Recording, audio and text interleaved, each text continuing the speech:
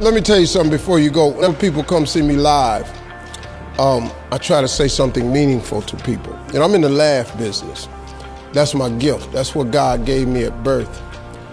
Your gift is the thing that you do the absolute best with the least amount of effort. I want to tell you something that can help enrich your life. It's a sure sign from God that He ain't through with you because He wakes you up in the morning. When He's done, you won't wake up no more. But as long as you're waking up, that means He has something for you that He hasn't been able to give to you for whatever the reason. I'm going to help you get to that reason a little bit quicker. I want to tell you something that I learned that changed my life. I was reading a book one time that had a quote in there from Albert Einstein. And Albert Einstein said, "Imagination is everything. It's the preview to life's coming attractions." If you think about that, that's a really, really true statement.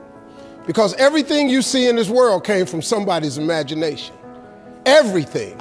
Somebody was talking on the phone one day, on that wall phone, connected to the cord, and tried to walk, and it didn't go no further. And he wanted to just go outside and get something out the car. Somebody said, "You know what? I wish I could take this phone outside." Everybody in here got a cell phone. It was in somebody's imagination. Somebody imagined that. Somebody imagined everything. Somebody got tired of walking. Somebody got tired of driving cars. Somebody said, "We're gonna fly." You're not finna fly. Everybody in here done been on a plane. See, your imagination is the evidence of things not seen. You know why they call it the evidence of things not seen? Your imagination, you the only one can see it. You're the only one can see it. See, so all this stuff you've been imagining was not some hocus pocus. When you imagine stuff, it's actually God showing you a preview of a coming attraction He has for you. That's what your imagination is. Why do you keep imagining yourself with a second home? Because God wants you to have a second home. Why do you keep imagining yourself in a supervisory capacity on another job? Because God really wants you to have that. Why you keep dreaming of opening a business one day? That's because that's what God really got for you. And He put it in your imagination. The problem with your imagination, though, is you tell it to the wrong people. If you want to kill a big dream, tell it to a small-minded person. You can't, oh man. Think about this in your life. How many times have you had this really incredible idea and you took it to your family and your friends? You shared it with them and they shot it down. You know why they shot it down? Because they couldn't see it. Because God didn't put it in their imagination, He put it in yours. It was your evidence of things not seen. See, all this stuff you've been imagining, you ought to start working on it. Because that's what God really got for you. Your real life is in your imagination. I'm here to tell you that. You think I'm here by accident? I'm here because He put this in my imagination when I was 10. When I was 10, He showed me I was going to be on TV. That's all I ever wanted. The assignment when I was in the 6th grade was everybody write their name on a piece of paper and write what you want to be. You know what I wrote on my paper? I want to be on TV.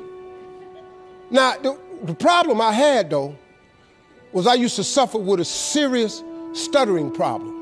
I couldn't talk outside my house. I stuttered for years. I flunked out of school. I'm on my 3rd marriage. I lost everything I ever owned twice. I've been homeless and lived in a car for 3 years. But at 10, though, I wrote on a piece of paper, I want to be on TV.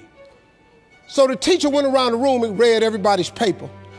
Had you stand up when she called your name. And the only assignment was your name and what you want to be. Doctor, lawyer, dentist, basketball player, football player. I wrote I want to be on TV. She saved me for last. She said, "Little Stevie, come to the front." Now I'm thinking, I'm going to the front because I got the best answer. Because ain't nobody had put that on their paper. She called me to the front. I'm thinking I'm finna give me a gold star. But I was wrong about that. She called me to the front to humiliate me. First of all, you know I can't talk. I suffered with stuttering stammer so bad, man. I couldn't talk at all. And that lady lit in on me. Why did you write this on your paper? Now I'm standing there, I can't talk. Who in this school ever been on TV? Who in your family ever been on TV? Who in this neighborhood ever been on TV? I'm crushing, man. I'm standing there dying. She said, look at you standing there. You can't even talk. How they gonna put somebody like you on TV? So every Christmas, I send her a flat screen TV. Because I don't want her to miss me. I do not want her to miss not an episode of me. Because I wanted her to see what God had done for me. The fact that you couldn't see it, it wasn't for you to see. He put it in my imagination. But after 3 years of homelessness, losing everything I ever owned twice, suffering through flunking out of school, go home and cut your TV on.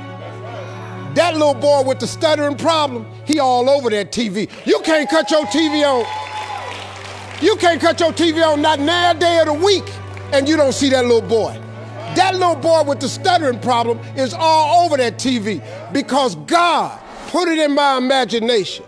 All I did was hang on to that thought. I just kept hoping. I just kept hoping that what I had wrote on the paper would come true. A lot of times it wasn't about no faith. I didn't believe it sometimes. When you homeless and living in a car, how you see yourself as a TV star? But I just kept hanging on there. Because my mama was a Sunday school teacher. I kept hearing her say, God,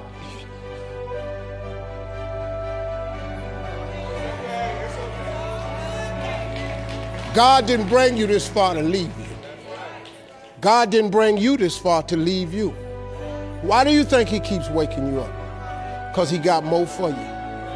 He got way more for you. He got plans for you. But he needs your faith. He just needs you to call on him. He needs you to dust off your imagination and just go for it. You got to try. Quit waking up thinking you ain't got no say-so in your life. You have a choice in this matter. You can't stop what happened to you, but you can doggone sure do something about what happened to you. Life is 10% what happened to you, is 90% what you do about it. Somebody in your family gonna die. Somebody in here gonna get fired. Somebody here gonna get an eviction notice. Somebody gonna get laid off. Somebody company gonna close. That's life. Somebody you love gonna break up with you. That's life. But what you gonna do about it though? Since it's gonna happen anyway.